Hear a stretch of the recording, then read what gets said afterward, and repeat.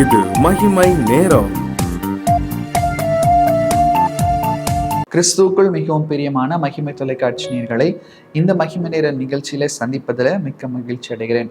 பிரியமானவர்களே, இந்த நிகழ்ச்சி நிச்சயமாக நம்முடைய ஆவிக்குரிய வாழ்விற்கு பிரயோஜனமாக இருக்கும் என்று சொல்லி கர்த்தருக்குள் நான் விசுவாசிக்கிறேன். கர்த்தர் நமக்கு பாராட்டுகிற அந்த மேலான கிருபைகளுக்காக தேவாதி தேவனை நாம் ஸ்தோதரிப்போமாக. இந்த வாரத்திலும் கூட யோவான் எழுதின சுவிசேஷத்திலே ஆண்டவராகிய இயேசு கிறிஸ்து தன்னை யார் என்று சொல்லி வெளிப்படுத்தி இருப்பதை நாம் பார்க்கிறோம். நான் தான் என்று சொல்லி ஆண்டவர் உறுதியாக சொல்லியிருக்கிறதான வசனங்களை நாம் தியானித்துக் கொண்டு வருகிறோம். அப்படியாக இன்றைக்கு கூட யோவான் 14வது அதிகாரம் 6வது வசனத்துல ஆண்டவர் தன்னை குறித்து சொல்லியிருக்கிறார். அதற்கு இயேசு, நானே வழியும் சத்தியமும் ஜீவனுமாய் இருக்கிறேன், என்னாலே அல்லாமல் ஒருவனும் பிதாவினிடத்திலே வரான். நானே வழியும் சத்தியமும் ஜீவனுமாய் இருக்கிறேன். ஆண்டவர் தன்னை குறித்து சொல்லும்போது அவர் ஒரு வழியா இருக்கிறார். எதற்கு வழி? சத்தியத்திற்கு அவர் வழியா இருக்கிறார். எதற்கு அந்த வழி? அது நித்திய ஜீவனுக்கு ஏற்ற வழியா இருக்கிறது. அவர் வழியா இருக்கிறார், அவர் சத்தியத்திற்கான வழியா இருக்கிறார். சத்தியத்தின் வழியாய் நம்மை ஜீவனுக்கு உட்படுத்துகிறவராய் இருக்கிறார். எனவேதான் இதை சொல்லி முடித்து, என்னாலே அன்றி ஒருவனும் பிதாவினிடத்திலே வரான். பிதாவினிடத்திற்கு போக வேண்டும், இல்லைன்னா நித்திய ஜீவனை நாம் பெற்றுக்கொள்ள வேண்டுமானால் அவரே வழியாய் கூட காணப்படுகிறார். யோவான் 18வது அதிகாரம் 37 கூட நாம் இந்த பிரகாரமாய் வாசிக்கிறோம். இயேசு தன்னை குறித்து பிலாத்துக்கு முன்பாக என்ன சொல்லியிருக்கிறார்?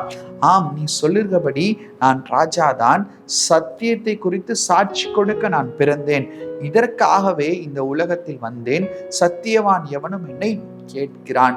சத்தியத்தை குறித்து சாட்சி கொடுக்க வந்தவராகிய கர்த்தர். சத்தியத்தை குறித்து சத்தியம் சத்தியமே என்று சொல்வதற்கு, அதன்படி வாழ்ந்து காட்டுவதற்கு, அதை பேசுவதற்கும் அதன்படி வாழ்ந்து காட்டுவதற்குமே ஆண்டவராகிய கர்த்தர் இந்த உலகத்திலே வந்தார். எனவேதான் அவரை குறித்து சொல்லியிருக்கிறது, அவர் சத்தியத்தின் வழியா இருக்கிறார். நானே வழியும் சத்தியமும் ஜீவனுமாய் இருக்கிறார். அவர் சத்தியத்தின் வழி, அவர் சத்தியம் வழி, சத்தியத்திற்கான வழியும் அவரே என்று சொல்லி நாம் பார்க்கிறோம். ஜீவ வழி என்று சொல்லி கர்த்தரை குறித்து நாம் வாசிக்கிறோம். சங்கீதங்களின் புஸ்தகம் 18வது சங்கீதத்துல கூட ஆண்டவரை குறித்து சொல்லும் போது 18வது சங்கீதம் 30வது வசனத்தை நாம் வாசிப்போமானால், தேவனுடைய வழி உத்தமமானது, கர்த்தருடைய வசனம் புடமிடப்பட்டது, தம்மை நம்புகிற அனைவருக்கும் அவர் கேடகமாய் இருக்கிறார். தேவனுடைய வழி எப்படிப்பட்டதா இருக்கிறது? உத்தமமான வழியா இருக்கிறது. அந்த உத்தமமான வழியிலே நாம் நடக்கும்போது பரலோகத்தின் பிரஜைகளாய் நாம் மாற்றப்படுகிறோம். நித்திய ஜீவனை சுதந்திரிக்கிறவர்களாய் கூட நாம் மாற்றப்படுகிறோம். 25வது சங்கீதம் 8வது வசனத்திலேயோ இதே வசனத்தை இதே சுட்டிக்காட்டி கர்த்தர் சொல்லியிருக்கிறார். கர்த்தர் நல்லவரும் உத்தமராய் இருக்கிறார், ஆகையால் பாவிகளுக்கு வழியை தெரிவிக்கிறாரா?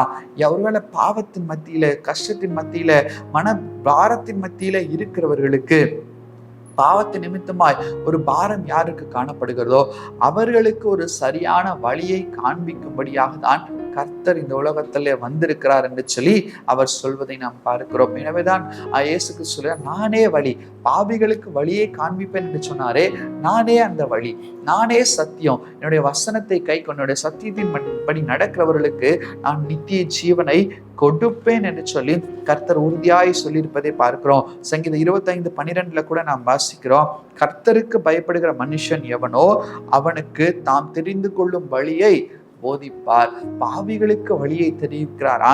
பாவியானவன் மனம் திரும்பி கர்த்தருக்கு பயப்படுகிறதான பயம் அந்த சகோதரனுக்குள்ளாக வரும்போது, சகோதரிக்குள்ளாக வரும்போது, நிச்சயமாக இதுதான் கர்த்தருக்கு பயப்படுகிறதான வழி என்பதை அவர் காண்பிப்பார். அதுல எந்த சந்தேகமும் நமக்கு வேண்டாம் பிரியமானவர்களே. அப்ப இன்னைக்கு நம்முடைய வாழ்க்கையில நாம் இந்த வழியில தான் நான் நடக்கிறோமா? நித்திய ஜீவனுக்கு போகிறதான் இந்த வழியில நடக்கிறோமா? ஒருவேளை நாம் இங்கிருந்து ஏதாவது பிரயாணப்பட்டு கடந்து செல்ல வேண்டுமானால் அநேக இடங்கள்ல சைன் போர்ட்ஸ் வச்சிருப்பதை நம்ம பார்க்க முடியும். இந்த வழியாய் போங்கள், இதுதான் வழி, இதுதான் நேராக செல்லுங்கள், இல்ல வளைந்து செல்லுங்கள், இப்படி என்றெல்லாம் சைன் போர்ட்ஸ் வச்சிருப்பதை நாம் பார்க்க முடியும் பிரியமானவர்களே. அப்ப அதை பின்பற்றி சரியாக நாம் செல்லும் போது நாம் செல்ல வேண்டிய இலக்கை நாம் அடைந்த முடியும். ஆனால் சற்று வழி மாறி போனாலும் கூட நிறைய இடங்கள்ல நம் வழி தவறி போனோம், இல்லை செல்ல வேண்டிய இலக்கை நம்மால் அடைய முடியாது. நிறைய நேரத்துல சுற்றி எடுத்து போக வேண்டியது சரியான நேரத்துல நம்மால் செல்ல முடியாது. ஆனால் கர்த்தர் இப்படியெல்லாம் நாம் கஷ்டப்படக்கூடாது என்பதற்கு தான் சொல்கிறார், நான் மாத்திரமே வழி, நான் ஒருவரே வழி, என்னுடைய வாசலுக்கு நான் மாத்திரமே வழி. இந்த வாசல் வழியா நீங்கள் பிரவேசிக்க வேண்டுமானால் நான் சொல்வதை கேட்டு அதன்படி நீங்கள் கேட்கிறவர்களாய் கூட இருக்க வேண்டும் என்று சொல்லி கர்த்தர் சொல்லியிருக்கிறார். மல்கியாவில் கூட தீர்க்க தரிசனமாய் கர்த்தர் சொல்லியிருக்கிறார். மல்கியா 2வது அதிகாரம் 8வது வசனமும் 9வது வசனத்தை நான் வாசிக்கிறேன். நீங்களோ வழியை விட்டு விலகி அநேகர் வேதத்தை குறித்து இடர பண்ணினீர்கள், லேவியின் உடன்படிக்கையை கெடுத்து போட்டீர்கள் என்று சொல்லி சேனைகளின் கர்த்தர் சொல்லுகிறார். நீங்கள் என் வழிகளை கை கொள்ளாமல் வேதத்தை குறித்து பட்சபாதம் பண்ணினபடியால் நானும் உங்களை எல்லா ஜனத்திற்கு முன்பாக அற்பரும் நீசரும் ஆக்குவேன். வசனம் தெளிவா சொல்லியிருக்கிறது. வழியின்படி போனால் நித்திய ஜீவன். இயேசுவாகிய அந்த வழியை பின்பற்றி போனால் நித்திய ஜீவன். அந்த வழியை பின்பற்றவில்லை என்று சொன்னா நமக்கு நித்திய ஆக்கினை, நமக்கு மற்றவர்கள் முன்பதாக நாம் நீசராக்கப்படுவோம். அப்படி என்னால் மற்றவர்கள் எல்லாரும் பரலோகத்தின் பிள்ளைகளா இருப்பார்கள், ஆனால் நம்மை பார்த்து ஆண்டவர் நீ இங்க போன்னு சொன்னா நமக்கு எவ்வளவு கஷ்டமா இருக்கு. யோசிச்சு பாருங்க. அதுதான் சொல்றாரு, நான் தான் வழி. என்னுடைய வழியை நீங்க விட்டு விலகி போனீங்கன்னா மற்றவர்கள் முன்பாக நீங்கள் அநேக பாடுகள் பட வேண்டியதா இருக்கும். அதற்கு நான் பொறுப்பல்ல என்று சொல்லி கர்த்தர் சொல்லுகிறார். பிரியமானவர்களே, இன்னைக்கு நம்ம இந்த வழியை கேட்டு நடக்கவர்களா இருக்கிறோமா? இந்த வழியை பின்பற்றுவர்களா இருக்கிறோமா? யோசித்து பார்க்க வேண்டும். இந்த வழியின் பிள்ளைகளா இருக்கிறோமா? யோசித்து பாருங்க. மத்தேயு 7:13 கூட வாசிக்கிறோம். இடுக்கமான வாசல் வழியாய் பிரவேசிங்கள், கேட்டிற்கு போகிறதான வழி எப்படியாய் காணப்படுகிறதா? வசனம் சொல்லுது, கேட்டுக்கு போகிறதான வழி விரிவோ வழி விசாலமுமா இருக்கிறது, அதன் வழியாய் பிரவேசிப்பவர்கள் அநேகர். வசனம் ஆண்டவரே சொல்றாரு, அநேகர் கேட்டின் வழியில பிரவேசிக்கிறார்கள். நான் தான் வழி என்று சொல்லி அவர்களுக்கு சொல்லியிருக்கிறேன். நான் தான் நித்திய ஜீவனுக்கான ஒரே வழி என்று சொல்லி அவர்களுக்கு தெளிவாய் காட்டியிருக்கிறேன். ஆனால் அவர்கள் கேட்டிற்கு சென்று கொண்டிருக்கிறார்கள். அவர்கள் கேட்டின் வழியாய் நடந்து கொண்டிருக்கிறார்கள். நாம் அப்படி நடக்க வேண்டுமா? சிந்தித்து பாருங்கள். நாம் அப்படி வாழ வேண்டுமா? அதை கர்த்தர் எதிர்பார்க்கவில்லை. இடுக்கமான வாசல் வழியாய் இருந்தாலும் கூட அதன் முடிவோ சம்பூர்ணமான வழிகள். நம்மை சுற்றி நெருங்கி இருக்கிற பாவத்தை உதறி தள்ளிவிட்டு முடிவை நோக்கி, லெக்கை நோக்கி நாம் ஓட கடவோம் என்று சொல்லி பவுல் சொல்லியிருக்கிறாரே, அந்த லெக்கை நோக்கி சரியான வழியில நாம் ஓட வேண்டும். ஏசாயா 30வது அதிகாரம் 20வது வசனத்துல கூட ஆண்டவர் தீர்க்க தரிசனமாய் சொல்லியிருக்கிறார், வழி இதுவே, இதுதான் வழி. வழியை நீங்கள் உணர்ந்து கொள்ள வேண்டும். வழியின் ஒளி உணர்ந்து கொண்டு வழியில் இதுதான் வழி என்பதை நாம் புரிந்து கொண்டு செயல்படும் போது நிச்சயமாக நித்திய ஜீவனுக்கான பாதையிலே நாம் பிரவேசிப்போம். அதற்காக கர்த்தர் நம்மை அழைக்கிறார். சரியான பாதையில ஓடும்படியாகவும் சரியான ஒளியில ஓடும்படியாகவும் கர்த்தர் நம்மை அழைக்கிறார். கர்த்தருக்கென்று சொல்லி நம்மை ஒப்புக் கொடுப்போம். வழியை நாம் கர்த்தருக்கென்று ஒப்புக் கொடுப்போம். கர்த்தருடைய வழியில நடப்போம். கர்த்தர் தாமே இந்த வார்த்தைகளின் மூலமாய் நம்மை வழிநடத்தி காப்பாராக. கண்களை மூடி ஜெபிப்போம். எங்களை நேசிக்குதான நல்ல பிதாவே, இந்த நாளில் நீர் எங்களோடு கூட பேசின வார்த்தைகளுக்காக நன்றி.